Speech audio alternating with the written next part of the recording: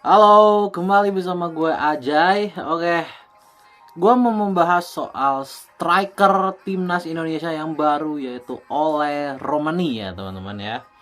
Dimana striker baru kita ini baru saja mencatatkan gol debutnya di Oxford United. Luar biasa ya. Ini menjadi gol debutnya sejak debut di bulan lalu ya. Dimana butuh waktu 2 bulan untuk Ole Romani akhirnya bisa mendapat gol debutnya.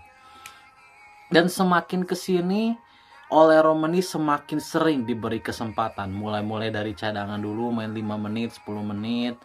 Terus mulai main dari babak kedua sampai di 2 game terakhir ini Ole Romani tampil sebagai starter ya. Ini kan membuat situasi Ole Romani menjadi bagus ya.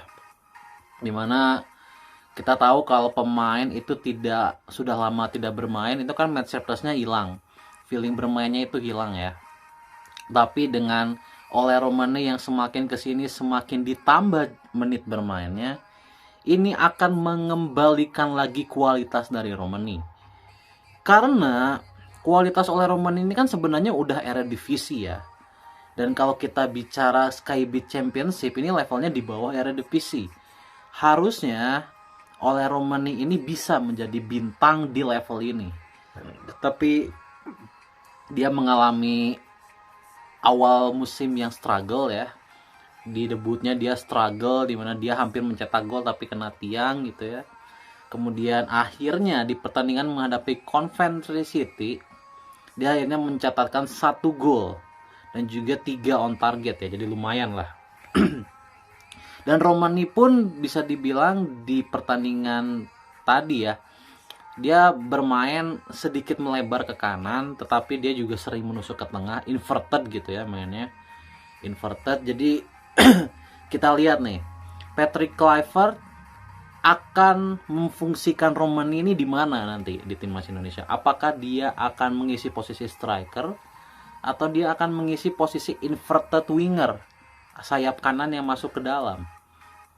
Karena Romani ini dia bisa bermain juga di kanan, tetapi dia punya insting gol yang baik, dia punya insting gol yang bagus, sehingga Romani bisa juga ditaruh di tengah. Terlebih lagi kita memang tidak punya nomor 9 yang asli. Kalau kita bicara Rafael Strike itu aslinya pemain sayap juga sebenarnya. Romani ini pemain inverted. Jadi ini akan menjadi kombinasi yang kita tunggu ya. Kombinasi dari Strike dan Romani, mungkin dua-duanya akan main, mungkin juga salah satu akan diparkir, kita nggak tahu ya. Karena kalau melihat kondisi dari Rafael Strike sendiri, Rafael Strike sebenarnya lumayan mengkhawatirkan ya. Karena dia di klubnya itu sudah jarang bermain, jarang mendapat tempat. Awal-awal dia mendapat tempat, tapi makin kesini dia makin tenggelam.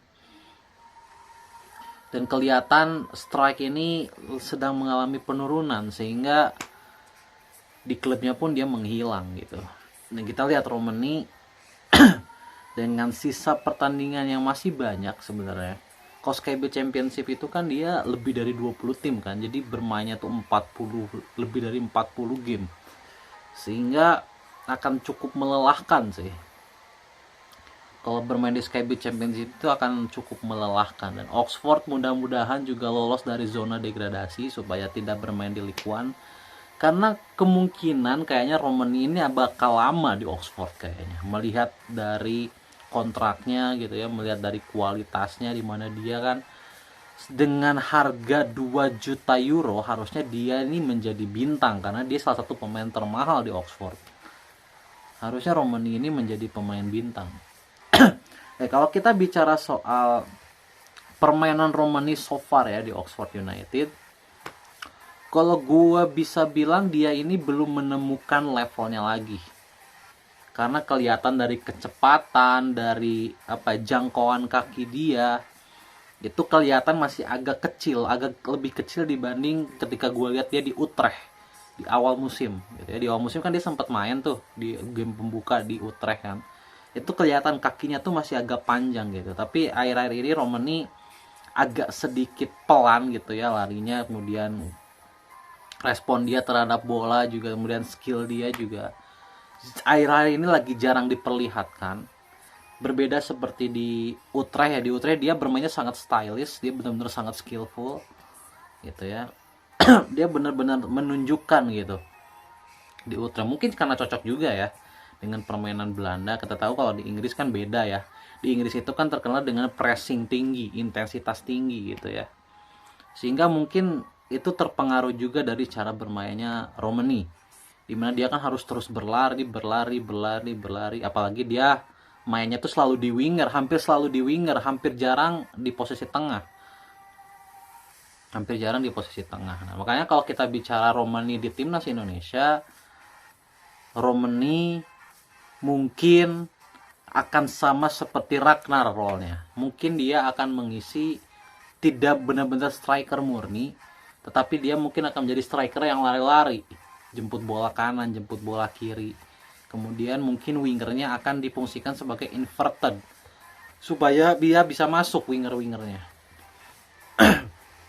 Mungkin akan menjadi seperti itu ya. Kalau bicara soal Alex Pastor gitu ya, gaya bermainnya Patrick Kluivert gitu ya. Kan Patrick Kluivert dan Alex Pastor ini agak berbeda ya base-nya. Patrick Kluivert kan dengan 4 back, Pastor dengan 5 back. Tetapi kalau kita bicara cara mainnya sebenarnya hampir sama. Dua-duanya itu sama-sama mengandalkan inverted biasanya.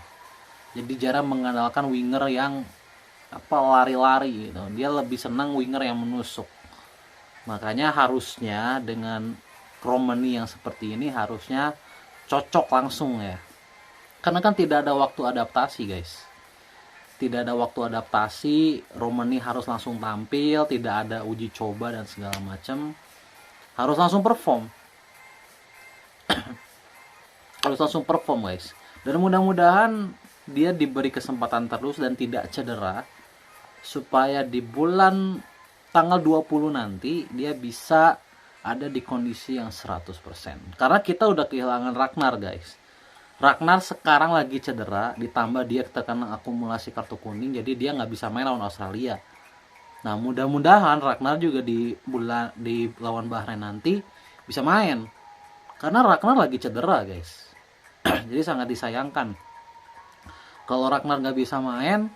Romani kan akan jadi tumpuan di depan, karena kalau bicara levelnya strike ini bukan pemain yang bisa mengangkat tim. Pemain yang bisa mengangkat tim tuh pemain-pemain tipikal kayak Ragnar gitu. Yang matang gitu, yang dewasa dalam mengambil keputusan gitu. Nah, mudah-mudahan Romani pun sama. Romani ini kan sudah di usia peak ya. Harusnya secara pengambilan keputusan harusnya tidak seceroboh pemain muda. Harusnya seperti itu, guys. Jadi kita tunggu ya. Mungkin masih ada 2-3 game lagi sebelum pemanggilan ke timnas Indonesia, dan gue yakin Romani pasti dipanggil sih. Cuman dia akan dimainkan di tengah atau di kanan kita belum tahu. Karena ya kita belum tahu striker ini siapa aja yang akan dipanggil. Kalau Era Sintayong kan strikernya tuh striker yang bekerja keras. Nah, kalau tipikal kayak Patrick Kluivert itu senang striker nomor 9. Romani itu agak susah bermain sebagai nomor 9. Jadi we'll see. Romani akan bermain di mana? Di timnas Indonesia. Semangat buat Ola Romani.